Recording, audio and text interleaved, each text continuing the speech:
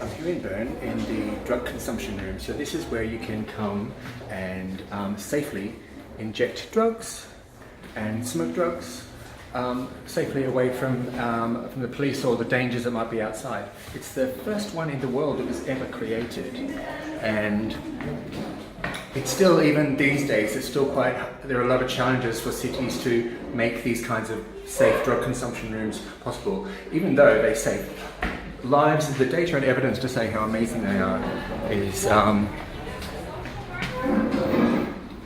is overwhelming, and yet it's still really hard for cities to argue the case to create these drug consumption rooms. Outside there's even a bazaar. It's kind of like a marketplace, so that people can come here and they can buy and sell drugs as well as other things to pay for their drugs, and they can do that out there while they're waiting for their opportunity to go into the drug consumption room to do their drugs. There's a limit to the amount of drugs that they can buy and sell, but it's kind of controlled and monitored and sort of kept safe for everybody.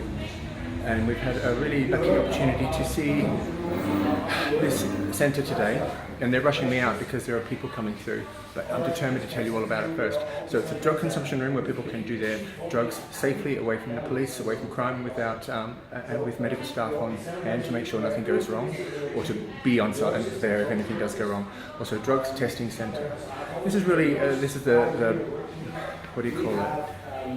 The foundation, I guess, or the staple of harm reduction is safe consumption rooms, keeping people safe from harm when they're injecting, safe from crime when they're injecting, but also keeping people, testing the drugs so people are not in danger from adulterants within the drugs. Of course, it's not that relevant in regard to chemsex.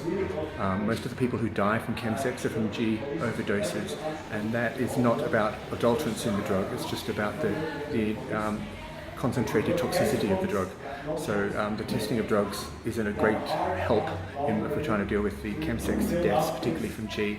And also in regard to safe injecting rooms or safer drug consumption rooms, most of the drugs involved in chemsex are sort of done it's not done on the street, or it's often done in the privacy of our own homes. So we have to make our own homes the safer drug consumption rooms. We have to be really well informed about harm reduction.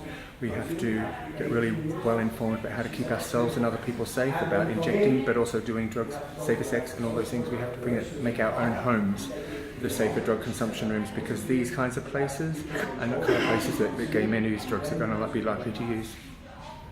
So goodbye from this place in Bern. It's extraordinary. So lucky to be here.